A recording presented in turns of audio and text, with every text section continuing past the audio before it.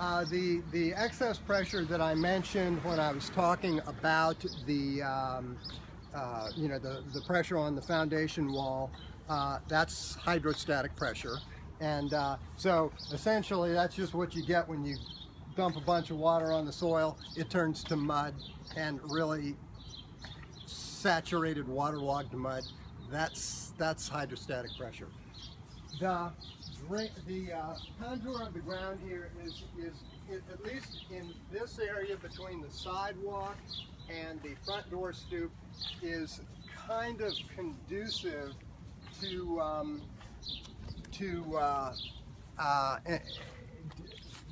and actually maybe this part of the front lawn as well. This area right here along the front of the sidewalk is not particularly conducive to good drainage.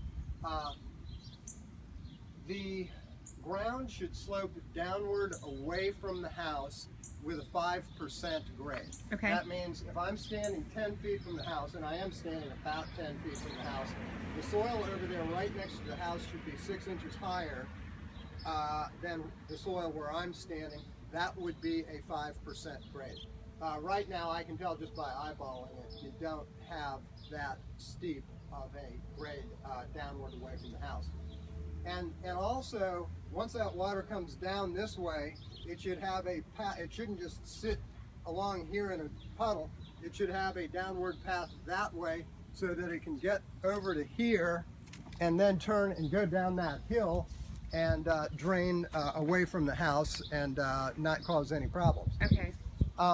Generally speaking, the fact that you have a downward slope right here to the backyard and then to the back of the backyard, that is a good feature to have as far as getting good drainage for the lot. But this little area in here between the house and the sidewalk, it needs to be regraded. Okay. And so I think that clay soil should be brought in along this strip right here. The ground should be built up, I'll call it 6 inches. That's just a crude estimate I'm making visually, up to, say, about there. That's so where that little line in the cement is? Yeah, about to there, and then slope it downhill, tapering it gradually to the sidewalk. Let me see what the sidewalk does here. If the sidewalk slopes adequately that way, then I think it'll be all right. Let me just see what we got. Okay. So the area of the hydrostatic pressure is actually under the gutters. So it's not over here where there are no gutters on the top of the roof. It's underneath these windows in this section of the house. Yeah. Okay, well that's, I think, good news as far as you don't have to put gutters on that, because that would have been a architectural, shame to do that. There's something worth pointing out here. That house over there, notice, has no gutters on the eave. Right. And my guess would be that this house originally didn't have them either. Right. And that the addition of this gutter here will go a very long way to improving the drainage of this area here. Okay. At one time, it was probably kind of a drainage disaster. Water, large amounts of water that land on the roof during a heavy rain come pouring right off the roof into this space right here. This space right here doesn't drain well, so what happens? The water soaks down through the soil, and boom, you get a crack in the foundation wall. Okay. By adding this gutter here, well, as I said, the drainage situation is greatly improved, and all that water that used to come down there and sink in is now getting discharged over here.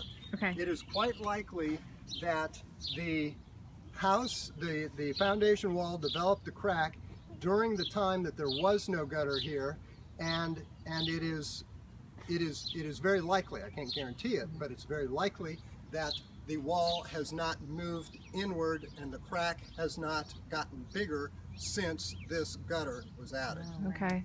Yeah, so this is a good case in point of how important it is to get water away from the house, and if the prospective buyer of this house should should be vigilant during the time they own this house about keeping this gutter clean and not having leaves clog it up and not having the water pour over the gutter and onto the ground, because that situation would again put excess pressure on the front foundation wall and jeopardize the wall to having more inward movement and more problems. Okay. Is it all right if I ask? Oh, go ahead. I'm so sorry. So if the new homeowners did nothing here, but or maybe a simple fix or whatever, but did virtually nothing here, the gutter itself, if they keep it clean, may be enough to be okay for keeping the water from putting the filling the soil to put the pressure on the house. Well, I think that while the gutter goes a long way, it still would be prudent to add a couple of wheelbarrows full of clay soil in this area between the sidewalk and the house to get the water to slope, to get the ground to slope down to the sidewalk. Now, I did check the sidewalk here with the level, and the sidewalk actually has a pretty nice downward slope on it going that direction. So if we can get the water to run from the house out to the sidewalk, then it'll run right down here, right along the where the sidewalk meets the bare soil, and it'll run down here and again down the hill, and that'll be a happy ending. And the for clay itself should take care of that, should help. Yes. That keeping the gutter clean, and the clay should take care of. Okay. Do you, I mean, like, how does gravel, like burying gravel against the house versus clay soil? Because I heard clay expands and retracts. Some clay soil expands and contracts. Sorry. Some clay soil expands and contracts, and that is very common, for example, over in the greater Alexandria area in Fairfax County, south of Alexandria, actually. I am not seeing evidence that the soil in this area has serious expansion and contraction related issues. Okay. If that were the case, you would tend to see a lot of houses with cracks in the brick around the neighborhood. Okay. Thus far, I haven't seen it, and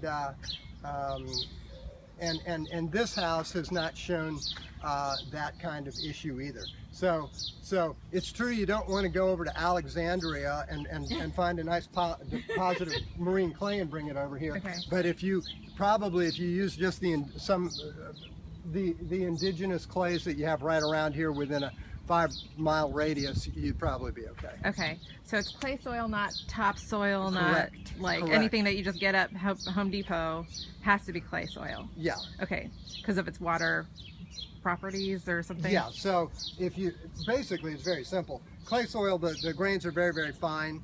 Water doesn't percolate through it very quickly because it's so finely grained. It's so it tends to shed water that lands on it. Of course, it absorbs a little bit, but it sheds most of it. It gives it enough time for the rain to, I guess, run off into this soil. Yes, okay. That's exactly right. Okay, that makes sense. Yes. And the home inspector noticed some like bowing or something in the gutter. So to have the gutters in good repair would be some bowing in the gutters. I'm not sure if it was in the front or the back. They noticed some sort of bowing in the gutter. So I guess that would be maybe a... You know, as I look carefully at the gutter, let me see if I can reach the gutter from... maybe it was here where it's pulling. Just to look at the gutter, it appears as though we have a nice downhill slope starting from this end, the way we're supposed to have. Okay. But that it comes down, down, down, and then it appears, and this could be wrong, this could be my eyes playing tricks on me, but it appears as though it might be sloping slightly back up toward the end. I'm not sure of that. It Okay. might be sloping steeply over there and then just get kind of level over here. Okay. If whatever the case, it's supposed to slope uniformly downward from one end to the other. Okay. So if somebody needs to hold a level up there, I am not tall enough to reach up that high now, but if it does not lean, or if it does not slope consistently along its full length, it should be adjusted so that it does. Okay. Okay. Now let me see. So, and you know, while you're at it, it probably wouldn't be a bad idea to either add a little dirt along here, or maybe better yet, to skim off a little dirt and create a little swale running sort of along the front edge of this flower bed, and take the dirt that you take out of the ground to create the swale and toss it back next to the wall. What is a swale? Like a channel? A swale is a very wide and very shallow ditch. Okay. So a swale might be this wide, and it might only be that deep. Okay. And so if here's the ground originally and it's flat, you want to make it so that it's slightly like this. Okay. That would be a swale. Kind of like an irrigation Channel. channel. Okay. And the other thing about the swale is you want it to slope downhill along its length. So you want it to go like this and not just be perfectly horizontal. Gotcha. So the water will go into the swale, and of course we would want this swale to maybe come along here, and then it could turn and end right about here on this slope, and of course the water that would run out of the end of the swale would get on that slope and run down the hill and off the lot eventually. Okay. So I would recommend that for this area here. You know, it's not a big deal. It probably would, a